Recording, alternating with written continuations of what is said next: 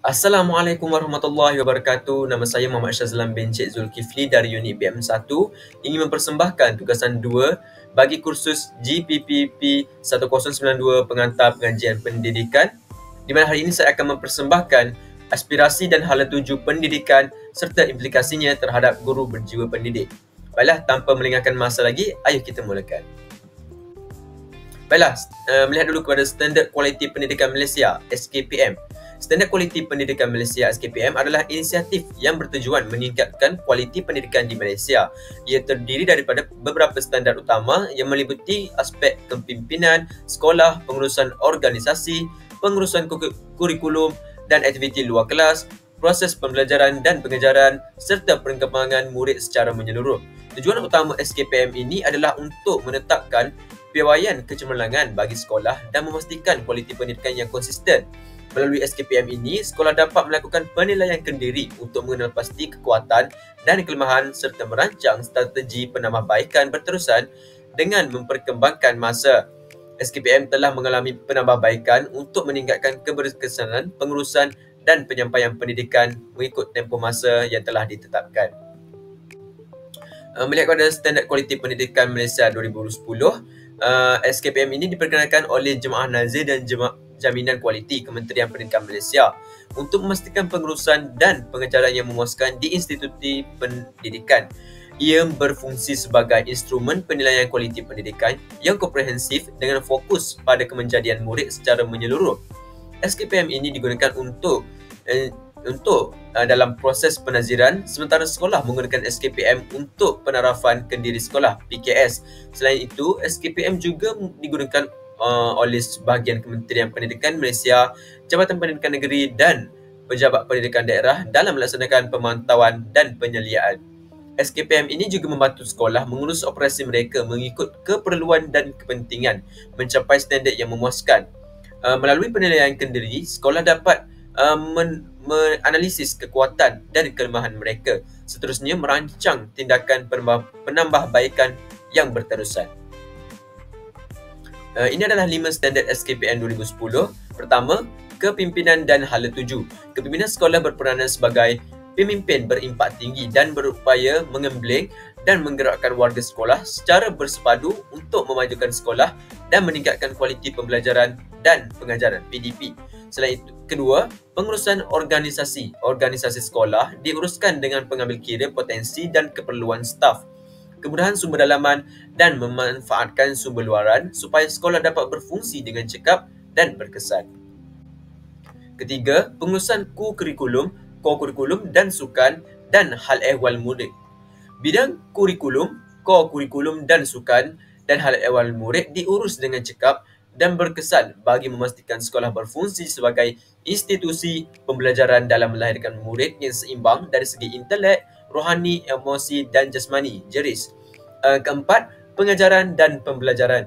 Guru merancang dan melaksanakan proses yang berkualiti tinggi dan bersungguh-sungguh untuk perkembangan potensi dan pencapaian murid pada tahap optimum secara berterusan melalui pengajaran dan pembelajaran yang sesuai.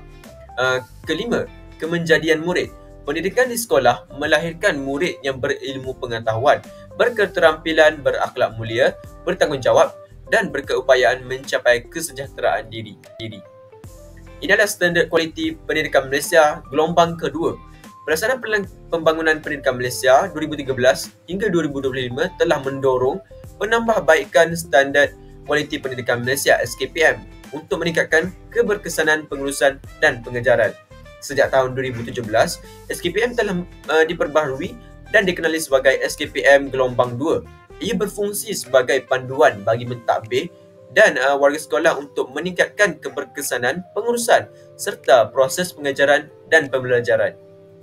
Instrumen ini juga berorientasikan tindakan, menekankan kualiti pendidikan dan berasaskan bukti. Sekolah menggunakan SKPM gelombang kedua ini untuk melaksanakan penilaian sepanjang tahun dengan melibatkan warga sekolah secara menyeluruh.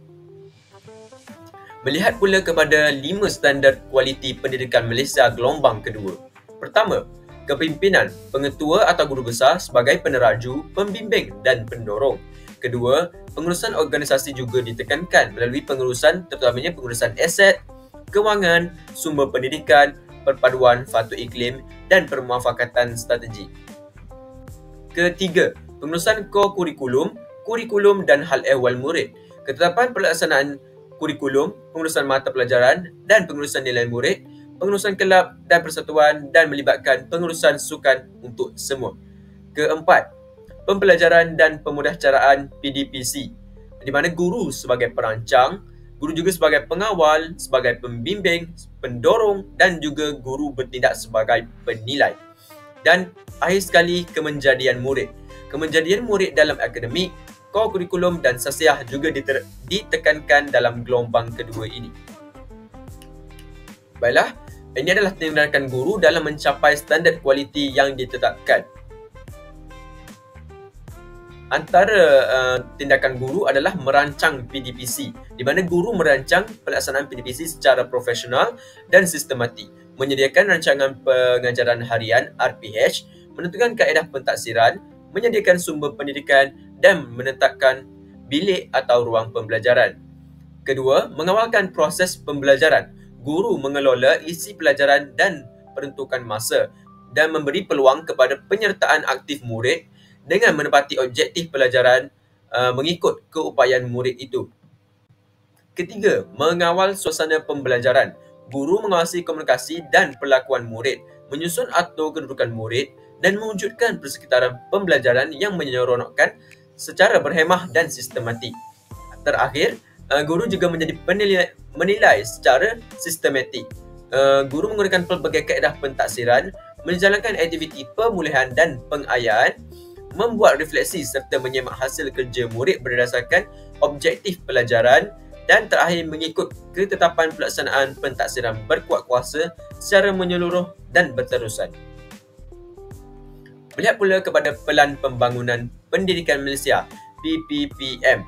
Ia dilaksanakan dari tahun 2013 hingga 2025 dengan menilai prestasi semasa sistem pendidikan negara serta membandingkan dengan tanda aras antarabangsa untuk memastikan keberkesanan transformasi pendidikan. Ia dibangunkan berdasarkan laporan penyelidikan tempatan dan antarabangsa serta pandangan pelbagai pihak termasuklah pakar pendidikan, guru, ibu bapa, murid dan masyarakat. Ketiga, ia membantu generasi baharu menghadapi cabaran global dengan membentuk individu yang kreatif, kritis, inovatif, mahir berkomunikasi, cekap teknologi dan mampu bekerjasama. Dan akhir sekali, PPPM bertujuan menyediakan pendidikan berkualiti untuk murid serta melahirkan murid dan pendidikan bertaraf dunia bagi memenuhi keperluan persaingan global. Ini adalah 3 objektif PPPM di mana PPM mengutamakan menilai dari segi menilai prestasi dan cabaran sistem pendidikan dengan fokus pada akses, kualiti, equity, perpaduan murid dan keberkesanan sistem. Kedua, ia menetapkan visi dan aspirasi pendidikan bagi tempoh 13 tahun sehingga 2025. Terakhir, PPPM ingin melaksanakan transformasi menyeluruh dalam sistem pendidikan termasuk perubahan dalam Kementerian Pendidikan untuk memenuhi permintaan baharu dan menyokong transformasi perkhidmatan awam.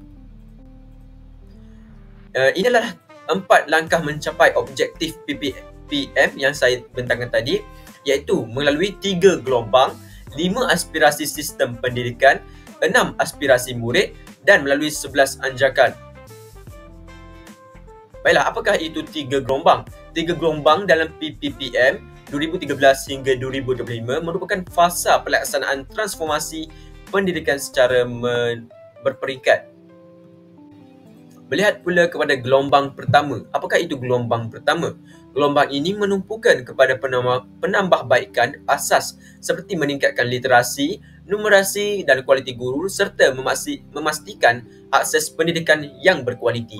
Gelombang ini bermula pada tahun 2013 dan berakhir pada tahun 2018. Antara aspek yang ditekankan adalah memperkukuhkan kualiti guru dan kepimpinan sekolah, terutamanya melalui sokongan dan bimbingan khusus kepada guru, meningkatkan standard kemasukan guru baru serta melantik pembimbing pengetua bagi sekolah berprestasi rendah. Kedua, ia menambah baik sistem penilaian dan pembelajaran. terutamanya dengan merombak soalan peperiksaan dengan lebih banyak soalan kemahiran berfikir aras tinggi, kebat, serta menyelaraskan standard bahasa Melayu dengan bantuan pemulihan bagi murid yang lemah. Ketiga, ia mengintegrasikan teknologi dalam pendidikan, melaksanakan penyeluruhan semua sekolah untuk meningkatkan penggunaan ICT dalam pembelajaran. Dan akhir sekali, ia memperkasakan pendidikan vokasional dan penglibatan ibu bapa, terutamanya melalui enrolment, prasekolah dan sekolah menengah, menambah baik institusi dan vokasional melalui kolaborasi dengan sektor swasta serta menggalakkan praktikum pelajar vokasional. Gelombang kedua bermula pada tahun 2016 dan berakhir pada tahun 2020, dan ia memberikan fokus kepada pengukuhan sistem dengan memberikan lebih autonomi kepada sekolah, mempercepatkan pelaksanaan perubahan dan mengurangkan jurang pencapaian murid. Antara aspek yang ditekankan adalah meningkatkan sistem pendidikan, iaitu dengan memacu peningkatan sistem dalam memperbaiki kurikulum, latihan guru serta memastikan standard pembelajaran setanding peringkat antarabangsa. Kedua, memperkasa guru dan pembelajaran, memberi bimbingan kepada guru dalam semua aspek termasuk kepimpinan dan etika serta menyediakan kemajuan berdasarkan kompetensi dan prestasi. Ketiga, memperluas akses dan inklusiviti pendidikan, mengukuhkan program untuk kumpulan berkeperluan khas, memperluas pendidikan vokasional, melaksanakan inovasi ICT untuk sekolah luar bandar serta yang kurang berpendapatan. Keempat, menambah baik struktur pentadbiran pendidikan. Inilah antara peranan JPN, KPM dan PPD bagi meningkatkan keberkesanan penyampaian pendidikan. Dan beralih kepada gelombang terakhir, gelombang ketiga, bermula pada tahun 2021 dan berakhir pada tahun 2025. Gelombang ini bertujuan menjadikan sistem pendidikan Malaysia bertaraf dunia dengan memperluas inovasi, memastikan murid mencapai potensi yang penuh dan mengekalkan penambahbaikan secara berterusan. Antaranya adalah dengan memperkasakan tadbir urus sekolah, memberi lebih autonomi kepada sekolah dalam pengurusan kurikulum dan belanjawan bagi sekolah yang layak, meningkatkan profesionalisme guru dan kepimpinan dengan menggalakkan budaya bimbingan rakan sejawat untuk berkongsi amalan terbaik dan meningkatkan standard profesionalisme, memperkukuh pembelajaran dan bahasa dan serta ICT dengan menyediakan lebih banyak pembelajaran bahasa serta melaksanakan inovasi ICT bagi kumpulan berkeperluan khusus.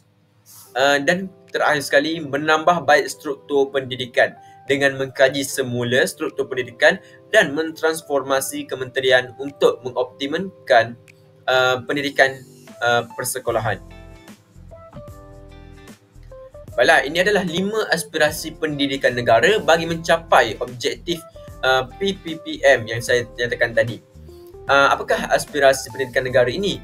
Aspirasi pendidikan negara bertujuan melahirkan modal insan berkualiti, berdaya saing dan bersepadu. Ia menekankan aspek pendidikan berkualiti, equity pencapaian standard pembelajaran global serta perpaduan rakyat. Selain itu, ia memperkukuh sistem pendidikan melalui tadbir urus dan profesionalisme pendidik. Pertama, akses kepada kejayaan. Pendidikan untuk semua memastikan setiap kanak-kanak mendapat akses sama rata tanpa mengira latar belakang. Kementerian berusaha mencapai 100% enrolment dan mencegah kecederaan melalui pelbagai inisiatif. Sistem pendidikan menekankan pembangunan holistik, murid mengikut falsafah pendidikan kebangsaan.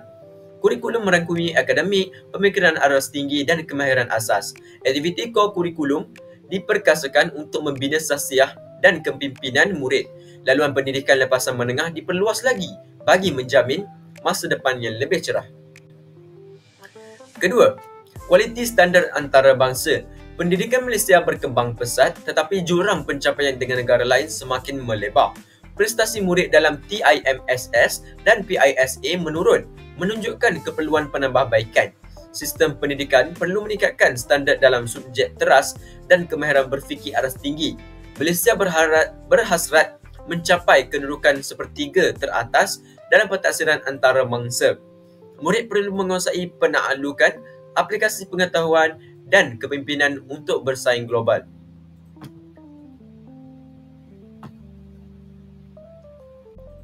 Aspirasi pendidikan negara yang ketiga adalah equity untuk semua murid. Pendidikan berkualiti untuk semua memastikan kesaksamaan tanpa mengira latar belakang. Menjelang tahun 2020, Malaysia menyasarkan pengurangan jurang pencapaian sebanyak 50%, terutama dari segi sosioekonomi, bandar luar, bandar dan gender.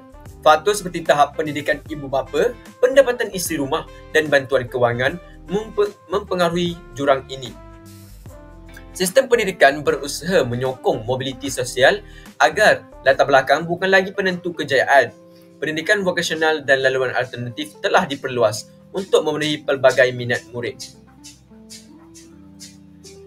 Keempat, memupuk perpaduan dalam kalangan murid.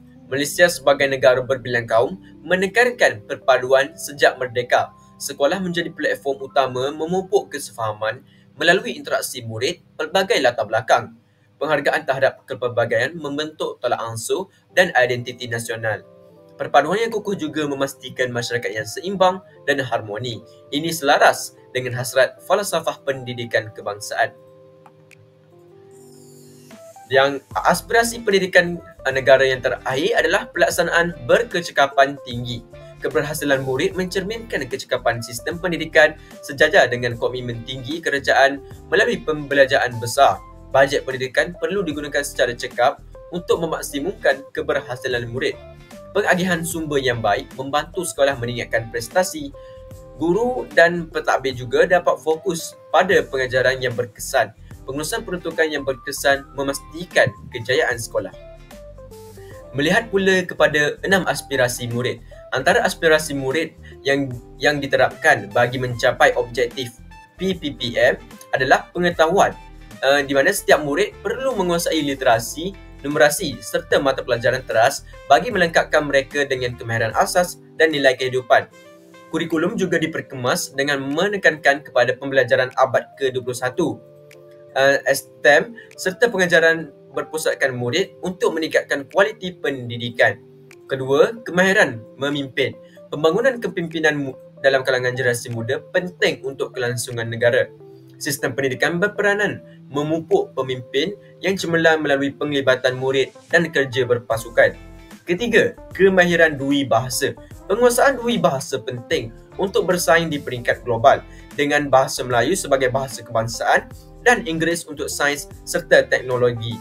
Murid juga digalakkan mempelajari bahasa tambahan bagi meningkatkan daya saing dan komunikasi dalam dunia harian mereka. Keempat, etika dan kerohanian. Murid perlu dididik dengan etika, kerohanian dan integriti yang tinggi. Mereka harus berani menghadapi cabaran serta membuat keputusan yang wajar. Tanggungjawab sivik diterapkan agar mereka menyumbang kepada masyarakat pada waktu yang akan datang. Kelima, identiti nasional. Rakyat Malaysia perlu berpegang teguh pada identiti nasional dan prinsip rukun negara. Murid harus memahami sejarah, menghormati kepelbagaian dan mempunyai semangat kekitaan. Kesetiaan dan pengorbanan demi negara perlu dipupuk sejak awal. Dan akhir sekali, kemahiran berfikir. Kemahiran berfikir membolehkan murid bersaing di peringkat global dengan menghubungkan dan membina pengetahuan baharu. Pemikiran kreatif, inovatif serta kemahiran penyelesaian masalah penting untuk menghadapi dunia luar. Melihat pula kepada 11 anjakan yang termasuk dalam langkah mencapai objektif PPPM, di mana 11 anjakan adalah kesemarataan akses kepada pendidikan berkualiti, memperkukuh penguasaan dui bahasa bagi meningkatkan daya saing global. Ketiga, melahirkan murid dengan kemahiran berfikir aras tinggi. Keempat, meningkatkan kualiti guru sebagai profesi pilihan utama.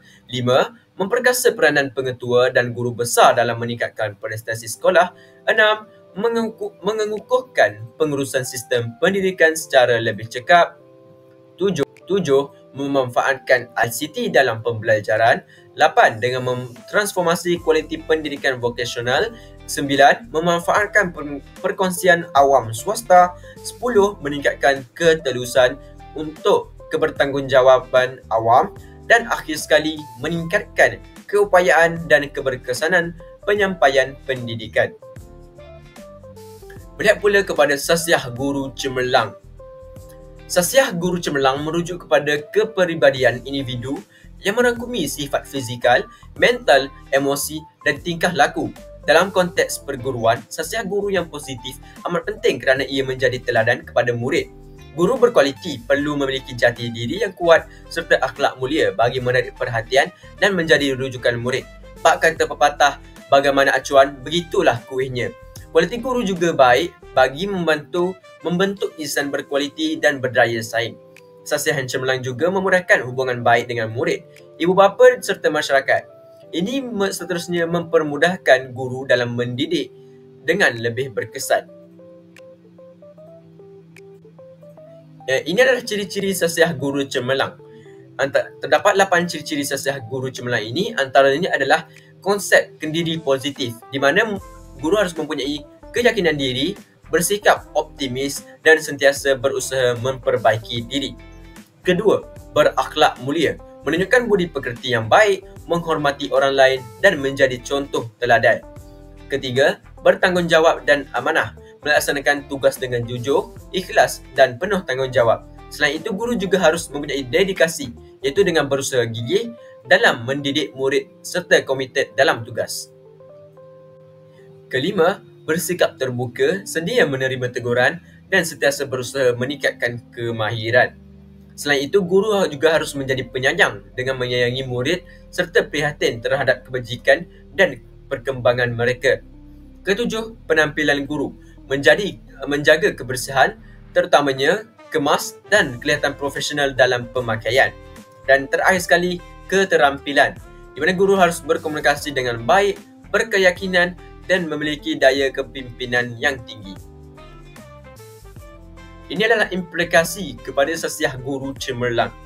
Antara implikasinya adalah memupuk perpaduan dan membina negara bangsa. Perpaduan kaum di Malaysia penting untuk keharmonian dan kemajuan negara. Kerajaan menitik beratkan integrasi kaum dalam dasar pendidikan sejak merdeka. Guru berperanan dalam membentuk jati diri murid serta memupuk semangat patriotik. Guru cemerlang juga memastikan persekitaran pembelajaran menggalakkan kesefahaman. Ini membantu melahirkan warga berdaya saing dan berpegang kepada nilai sejagat. Kedua, mempertingkat kemampuan sosial. Kemajuan sekolah bergantung pada usaha dan profesionalisme seorang guru dalam pengajaran. Guru cemerlang harus kreatif dalam pendekatan dan penggunaan teknologi pembelajaran. Pelbagai strategi pengajaran membantu meningkatkan kefahaman seorang murid. Kerjasama antara guru juga penting dalam pembangunan profesional dan kualiti pendidikan negara kita. Dan akhir sekali, melaksanakan pembelajaran sepanjang hayat. Guru cemerlang berperanan penting dalam kejayaan pendidikan dan keberhasilan seorang murid. Mereka perlu sentiasa meningkatkan ilmu pengetahuan dan profesionalisme abad ke-21.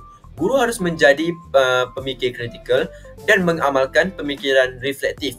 Budaya membaca dan komunikasi berkesan juga penting dalam profesi keguruan. Akhirnya, sebelum pena diskusi melabuhkan noktah, dapat saya simpulkan bahawa aspirasi pendidikan bertujuan besar melahirkan modal insan yang berkualiti dan guru berjiwa pendidik pula berperanan besar dalam merealisasikannya. Guru perlu meningkatkan profesionalisme, menguasai teknologi dan menerapkan kaedah pengajaran yang inovatif. Dengan menyesuaikan diri dengan perubahan, guru dapat memastikan kejayaan sistem pendidikan dalam membentuk generasi berilmu dan berdaya saing. Baiklah itu sahaja perbincangan saya pada hari ini. Assalamualaikum warahmatullahi wabarakatuh. Sekian, terima kasih.